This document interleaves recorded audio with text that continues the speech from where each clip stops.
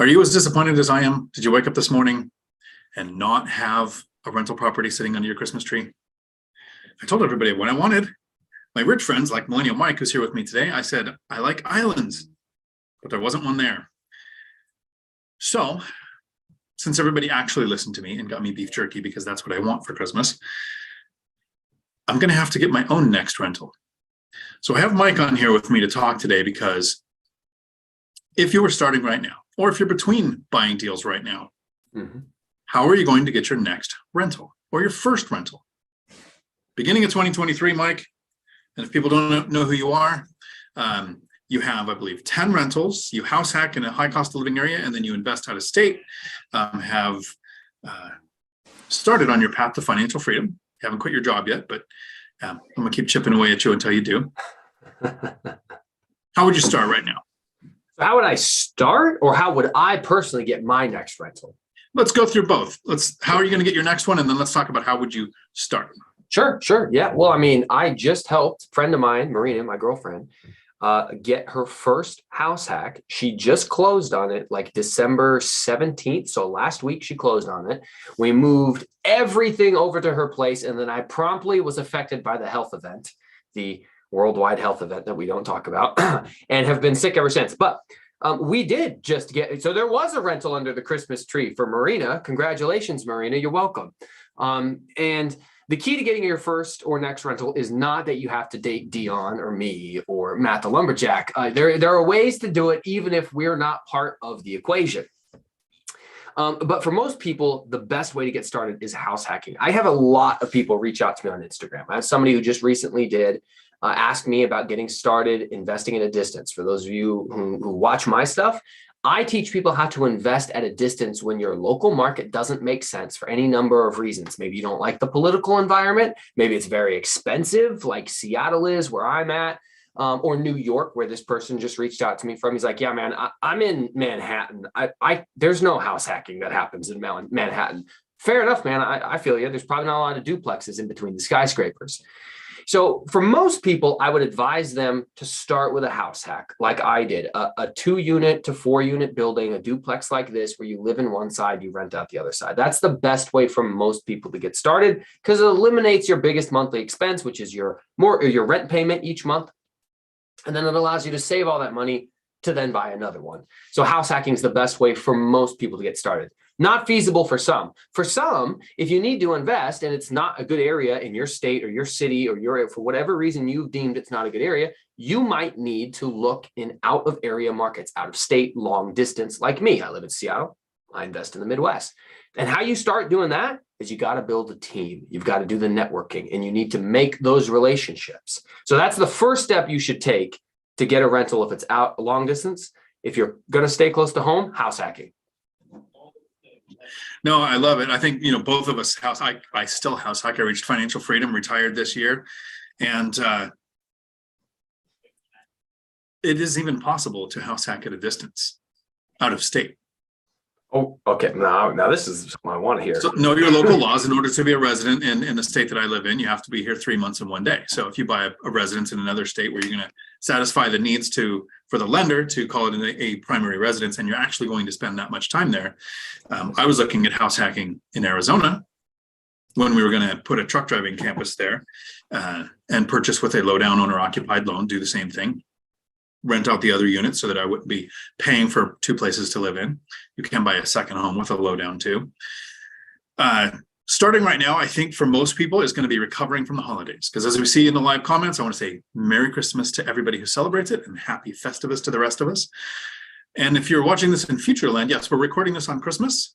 Mike took some time out with me. Lumberjack Landlord might pop in. Although with the kids, I almost hope he doesn't. I mean, I'd like him to, but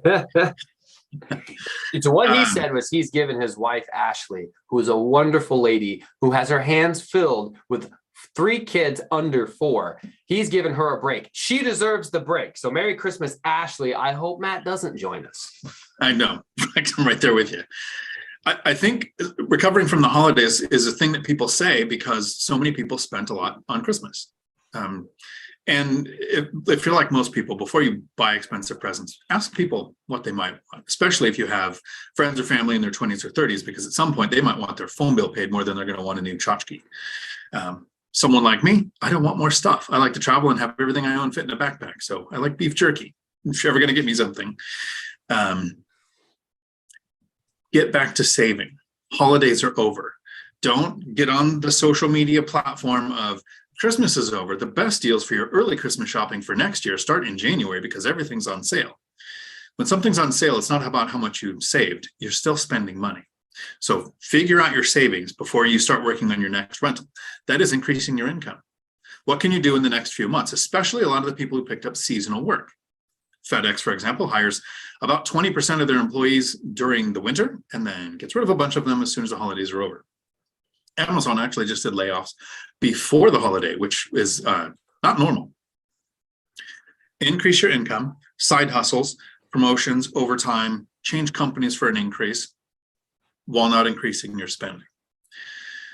Hopefully you didn't destroy your credit score with the last couple of months of shopping for Christmas. Keep your credit score high and think, yes, lenders are going to say if you get a 740 or higher, you're going to get the best lending options, but that's not the Credit Karma score that we look at. It's the FICO score that they look at. And there can be a 30 to 40 point gap. So you should always be continuously finding ways to improve your credit score higher than 740 once you get there. You can get on the property ladder once you get that 620 or so. So don't wait till your credit's better, but always be working at improving it.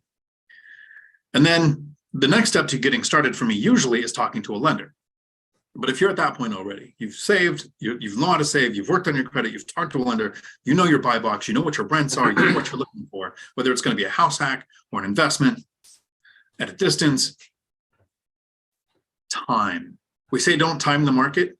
The next month or two, I think, is the time to time the market. If you're not ready to buy, don't buy. Don't ever let the market tell you when to buy. But if you are ready to buy, right now is not the time to do what a lot of people are saying they're going to do. A lot of people are saying, I'm going to wait till March. I'm going to wait till it picks up in the spring because there might be more inventory. When there's a ton more demand, we're out of the cold months. It's easier to move. Kids are coming up on summer. So the competition is going to return in March. We were actually talking off camera, Mike, on Real Estate Mindset was talking about he's going to look to buy in February. Yep. Brilliant. Just because just after that, it starts to get really competitive again. So yes, there might be more inventory, but the demand side scales up faster than supply does. So save, work on credit, and if you're ready, don't wait for the spring. That's the mistake a lot of people make in the winter. Yeah, my little brother, so we all grew up in North Dakota. I moved to Seattle 13 years ago when I was like 17 years old. My little brother is now 23. Just came home from a 2-year mission trip. He just got home a month ago. And he's now just trying to ease his way back into the world, figure out what he's going to do with his life. Maybe he's only 22. I think he's 22. And he sends me a message on Facebook. He goes, Mike, I'm interested in learning more about real estate investing. What should I do? And I gave him a lot of the same advice that you just said right there. And one of the first things I said was house hacking. Hey man, house hacking is what you're going to do. But realistically, he's coming back after not being here for 2 years. The first thing he's going to have to do is get a job.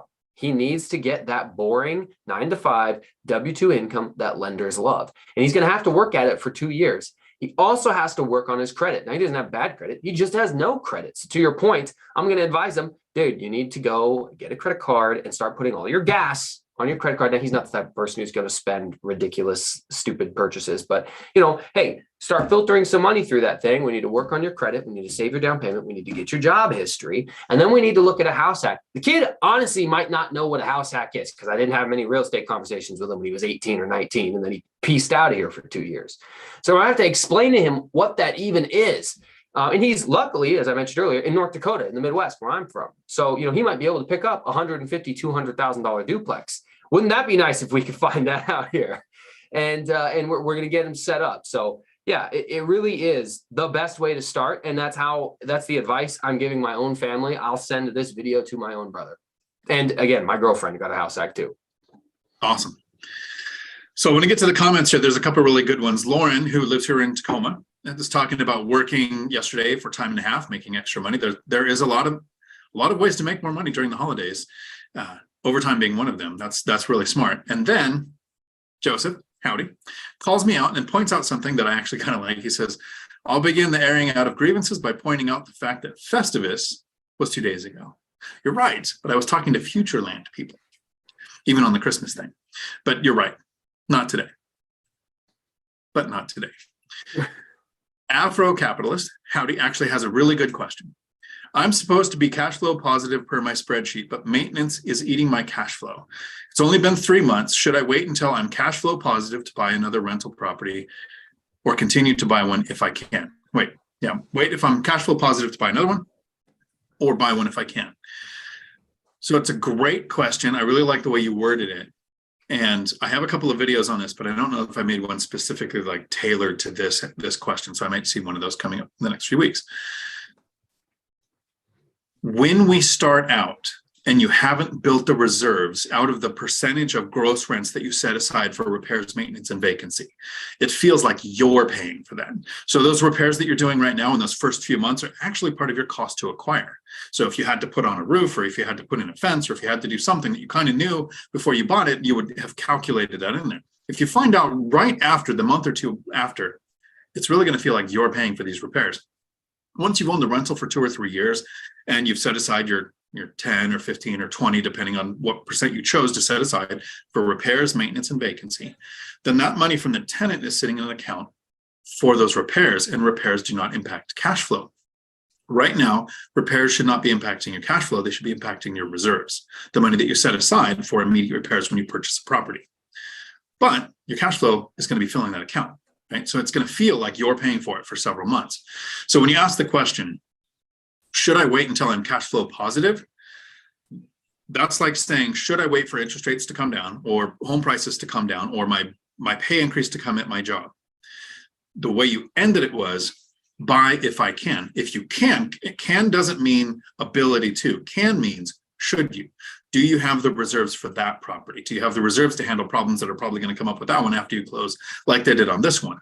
So if you can, meaning you're ready, and you understand that the cash flow from this property, part of those gross rents should be refilling your reserves that you're using to make these repairs, I would be buying the next property. But there are some checks and balances in place. For instance, if you said this is your next comment, this is your first rental. Sometimes your debt to income ratio can be an issue in the first 2 years because you don't have rental income on your tax returns yet. So it might make buying that next property a little bit more difficult. They put these in place to make sure that we scale up at a slower level, not like Mark in Hawaii, who cashes out his 401k, goes crazy, gets all these rentals, and is killing it. Right? Yeah. It's possible. It's not the way that I would suggest the average person do it. It's definitely not how I did it. It was 2 years between my first purchase and 2 years between my second purchase, partially for stability, partly because it took me that long to save. And I was paying for repairs, what felt like right out of my own pocket too, because I was slowly building the reserves. And in the beginning, it was $10,000. That goes really quick when you make repairs on a building. After a few properties, it went to 30,000, and now it's at 50 because I'm not working. So there's a lot of money sitting there to make those repairs. So it doesn't feel like I'm paying. And my power just went out, which means probably going to lose Wi-Fi. I don't know how we're still talking. Okay, so it must have been the breaker on this side of my. Awesome, good. So as long as we have service, we're good. So do you have a different thought on Afro capitalists waiting until they cash flow and getting their next rental? Yeah, man. So I got to be really careful here, because I don't know, for those of you out there, you've probably experienced this in life. People will always want to see you do well. People will always want to see you make leaps and bounds, but most of the time they don't want to see you do better than them. And this even comes from family. This can come from coaches. This could come from anywhere in life. So I got to be really careful when I give advice of, well, don't grow too fast. Is that actually the prudent thing for me to say? Or is it because I just, hey, I grew this fast, so I probably did it the best, and other people shouldn't do anything different than from what I did because it won't be as good as me. Like there's that natural, like instinctual bias or whatever. So my advice, when I look at this and Afro-Capitalist asks this question is like, yeah, man, the first thing that comes to my mind is, look, making sure the property is stabilized and performing, well, and you've taken the time to learn the job of being a landlord and learn how to manage your first property and worked on those relationships, and you figured out how to do the repairs, not yourself, but like to manage the repairs being done, learning all those things before you jump into the next one. That's probably the smart thing to do. But then there's people like Cody and Christian, or as you mentioned, Mark Oshiro. Boom, Mark cashed out, financial firefighter. He's in the chat right now. Mark Oshiro cashes out his entire pension fund as a firefighter, which isn't much because they're not worth much anyways. Sorry, Mark. Anyways, he buys 14 rentals in a single year in Pennsylvania. And one of the things he says is, I think maybe I grew too fast. Now, I don't think that means he wishes he had only bought one, but maybe he wishes he hadn't scaled up to 14 so quickly. So there's probably a healthy balance in there somewhere. And that balance might be different for every person because different people have different risk tolerances, different amounts of free time, different amounts of reserves is what Dion said. Do you have all the finances in place for that second rental? Well, you're probably a little bit safer off than someone who stretched to make the first one work. Do you really want to stretch that much further on the next one? Honestly, you have to have that conversation, I think, with yourself. Obviously, don't make a poor financial choice, but I know this is kind of wishy-washy evidence. It might be the right thing for you to do. It might not be. Yeah, so just before we wrap this up, I want to make sure everybody is, I say thank you for everybody who took their time out of today to hang out with us. Hopefully this information is helpful on how to get that next rental. What's going on in the market doesn't tell you when to buy. Interest rates, prices. If you find a great deal, that's step one, right? Step two is, are you ready? Does your life tell you this is when to buy? For some people, they say something like, well, I just got divorced. There's no way I could buy a rental. You mean you're finally going to be able to buy an asset that somebody else doesn't own half of, especially if they weren't on board? What's going on in your life?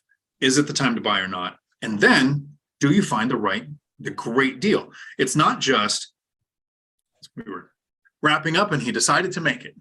Better late than never. Well, geez, Lou, it's only 5:24. I didn't realize you guys were so rookie about.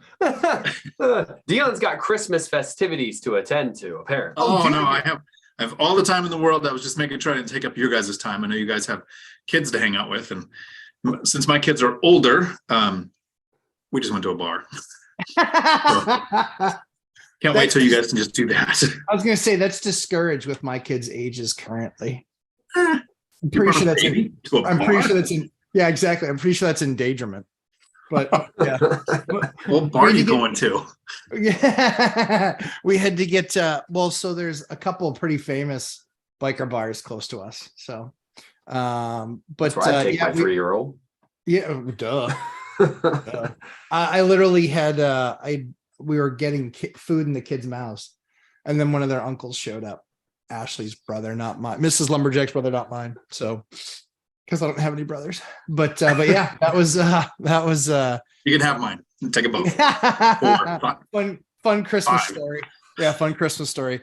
Yeah, he showed up and he was like, yeah, you don't think I'm gonna stop by? I was like, don't put yourself out. Like, it's fine. He shows up, brings his dog. I'm like, this is the best. He's the best. So, Chris, was there rent under your tree? Was there no rental under the tree? No rental. Oh yeah, well, duh. So we're talking about how to get your first or next rental right now. Okay. We talked about Mike, how he's going to get his next one. Yep. So let's go really quick. How are you going to acquire your next rental, or are you hunting for one while you have $600,000 worth of rehab work going on? Yeah, I'm waiting for the crash. Brilliant. Wait for the springtime. It gets busier then. Which was the opposite of our advice at the start of the video if you came in late. We're being satirical, sarcastic jerks, whatever you want to call it. Yes, exactly. Impish. I just bought a deal 13 days ago. 14 days ago. So I just bought another one. We're gonna close, I think we close the day after I get back for my trip. So so long I've passed on a couple of deals. There was one that was really kind of intriguing that I had to kind of volley back and forth in my head, which was plenty of space up there. But I kind of just passed on the deal just because I was like, it's kind of big. And it was one of the first It was one of the first projects I really was interested in that basically another flipper is getting rid of. So, basically they couldn't find, something happened on their deal, and I'm not getting the full answer. But it's one of those things where I could buy it for, as far as a deal goes, it's, a lot of times we talk a lot about like who and kind of being in that market or being connected to the market, even if you're not local. And so I got the call, and it was, I think they wanted 700, and I think as complete, it's worth about 9, and it needs about 50 to 75,000 bucks worth of work. So it's got about 125,000 bucks, still left meat on the bone. The only side to that is I'm going to leave money behind in the deal if I do it. A nice property, good location, rents will be decent, but honestly, I've got, like you said, 600,000 bucks worth of construction happening right now. And so kind of the focus is there. I like how a lot of people will talk about doing a BRRRR, like, Millennial Mike did too. And in the last 6 months, interest rates doubled, and one was killer. He walked away with, more, 11 grand, I think, more than, Then I don't have the numbers memorized. I watched the video. It was great. But some people talk about leaving money in the deal. Yeah. Every single one of my deals, I left money in the deal. It's my strategy. Absolutely. Save the down payment, put it in the property, never take it out, never HELOC, never refi, never sell. Just put it in there. And then, like, Wandering Doc, howdy, puts a couple of comments here, and I'm going to paraphrase. Starts house hacking before house hacking is a term, around 2011. So me, it was 2012, 13, so a little bit before me. Bought a couple rentals a couple of years later, and woke up in 2017, just magically woke up and had a whole bunch of cash flow. That's actually how it works. It is. Just house hack. You don't even realize, you're like, oh, I'm saving some more money every month. I'll buy into the rental. That's banking a little bit. A couple of years later, rent increases, mortgages stay pretty much the same. And then if you were cash flowing in 2017, Wandering Doc, 2020 comes around and everybody's like, hey, we're going to cut interest rates in half. Yeah. Probably, maybe refinance like I did, half my portfolio. And all of a sudden your cash flow that was like, hey, this is good. It lines up with my job. I don't even have to touch the money from work. The cash flow gets so big that I go, it feels stupid to go to work. So I stopped. You're probably in a similar situation. I mean, we had some deals, it's not always, cash out refi 30-year fix at as low a rate as possible. Sometimes before that, before rates were where they were, there were a couple of times where I think we were like 21 years into a mortgage, and we refied from a 30 where we had 21 left. We refied into a 15 for exactly the same size payment. It's knocked 6 years off my mortgage, 6 years. And so it's not always 30-year fix so I can fully lever it as much as I possibly can. Sometimes it's like, yeah, you know what? If I can have exactly the same payment, I knock 6 years off the loan, I'll think about what I'm going to do with the property in 15 years when the balance is zero.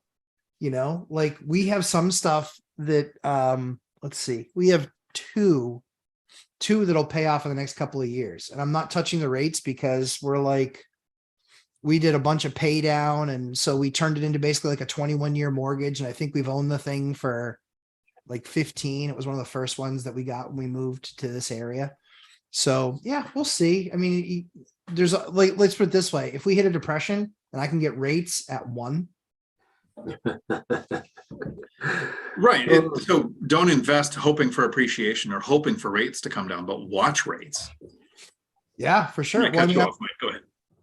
Good. Oh, I wasn't going to say anything, but I mean, I will jump in. Dion's actually 100% right.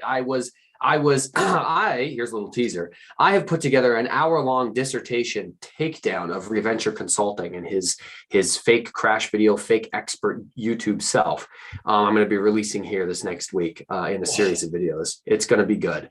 But the frustrating thing is you can go back and you can watch these crash bros tell you, don't buy, don't buy, don't buy, don't buy. And I literally, in this most recent video that Nick from Reventure Consulting just released on the channel Wealthy on to an audience of hundreds of thousands of people, his exact quote was, I'm not going to sugarcoat it. Right now is a terrible time to buy real estate. Real estate is a bad investment. You can get more for your money just buying a treasury note. That's what I start my video with, and we're going to just dissect it. First of all, and I'll let you guys rip it apart in a second here. First of all, timing the market is just stupid, because you can't accurately predict what rates are going to do. I was trying to time the market with a burr strategy and unfortunately picked the worst time since 2007 to do a burr. Rates grew at the fastest rate they've ever grown that we have recorded. Not fun for me. If you're hoping rates go up or go down or go sideways, and you're hoping prices go up or go down or go sideways, and people are making projections, oh yeah, the market's crashing in 6 months, and then that doesn't happen. So they delete that video and then they push it out another 6 months, and then another 6 months. At some point, you just paid rent for the last 2 or 3 years. And what you don't realize happened is you missed all of 2021, which was the cheapest rates that we've ever seen, where some people got mortgages with a 2%. Yeah. Your $500,000 house at a 3% interest rate is a $2,100 payment. Your $500,000 house with a 6% interest rate is a $2,900 payment. It's $800 more a month. The prices have to fall so much just to balance out with the same rate. If you can find a good deal, if you study your market daily, if you can make the payments, and if you're qualified for the house and it's a good deal, buy it. If the market goes down, yeah, that sucks. But guess what? If you hold on to it, it's going to recover. Most people hold on to a mortgage for about 8 years. Within 8 years, even after the Great Recession, from 2007 to 2015, almost all values in the country had recovered. And by 2021, everything had recovered. So worst case scenario, you're stuck building equity instead of losing out paying rent. It's just, I'll let one of you guys talk. How many videos have you ever deleted off your channel, Mike? Well, all of the first ones that I made, when I watch them, they make me cringe so much I want to delete them, but I don't. Not because the info is bad, just because it's really awkward to look that far back. So it's 0. Dion, I'm going to put you on the same spot. How many?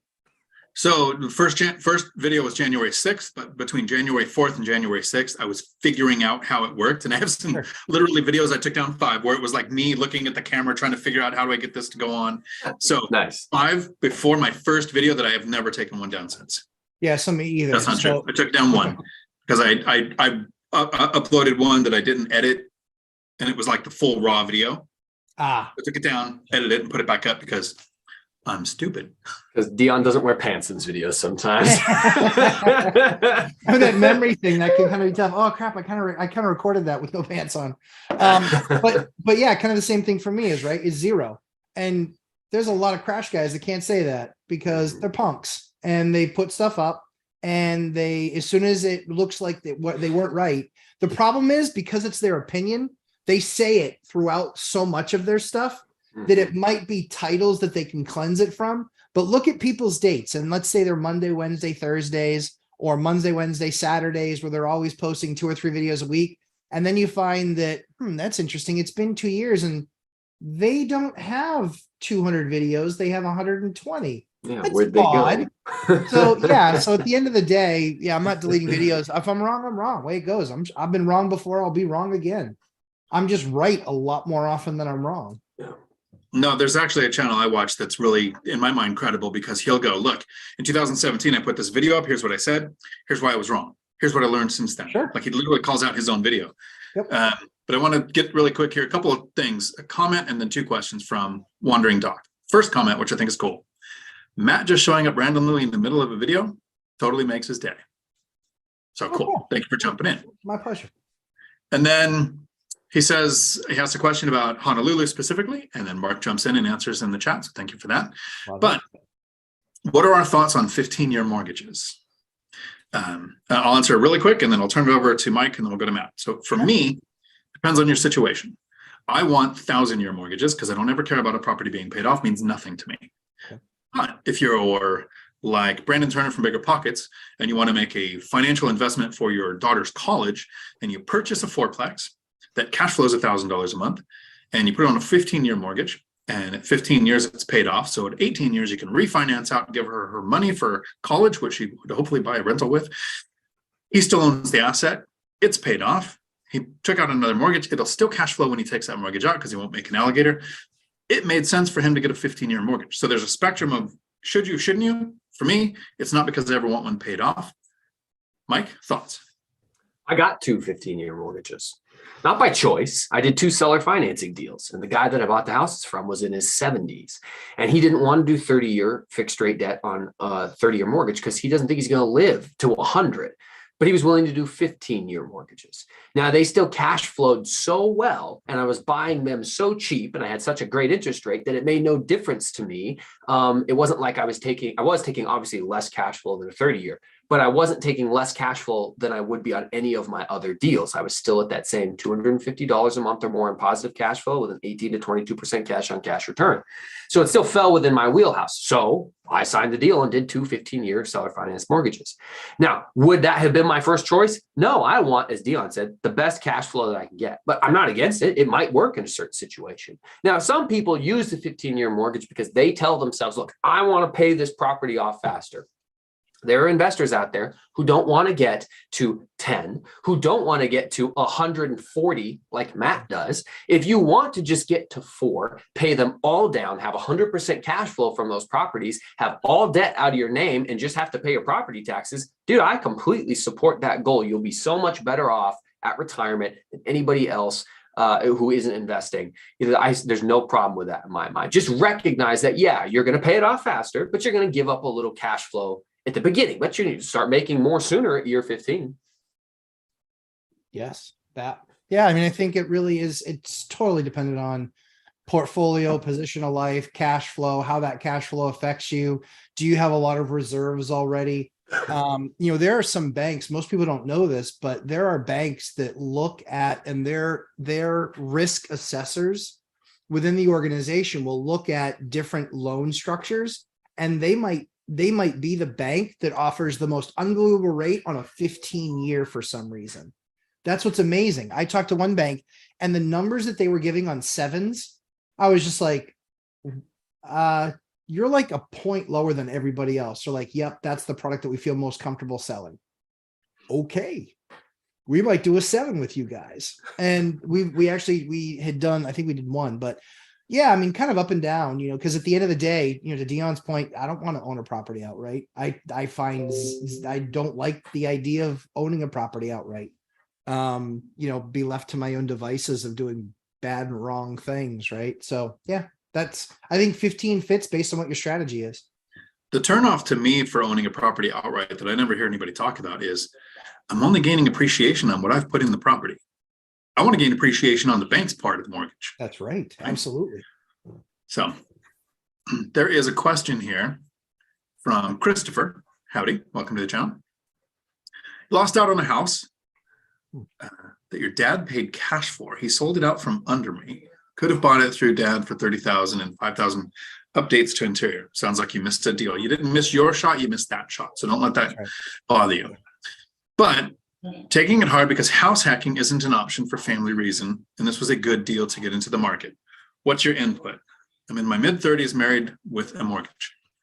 So house hacking is a path. It's not the only path. It's one that all 3 of us have used. It doesn't mean that you have to.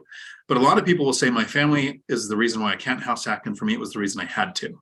I had 3 kids between the ages of 17 and 7 when I started investing. Yeah, how did I remember that? But yeah, 17 and 7, that's when I started doing this. So I got a duplex with our own fenced yard, our own driveway, garages between the units. It's like having a neighbor, but our garages touch. If you don't even like that, how about a house with an ADU? Mm-hmm. So the family isn't the barrier, it's the motivation, but it's just one path. And what house hacking does is we talk about the main thing is reducing or eliminating your largest expense, but it also gets you low down payment, best interest rate. So if you're not going to have those benefits, 1, do you make enough to save for a rental without house hacking? And 2, can you save a down payment big enough to where the owner-occupied aspect isn't something that you need? You can still get on the property ladder. Michael Zuber's never house hacked, purchased a condo. I think he's still in the same condo, and he's purchased over 180 units with down payments. Talk to lenders. There are ways to do less than 20% down on investment properties, but it's the same principles. Learn how to save, fix your credit, talk to a lender, find out what your options are. So my input to the end of your question there, what is our input, is you can still do this 1 rental at a time. You're just not going to have some of the benefits of house hacking. And then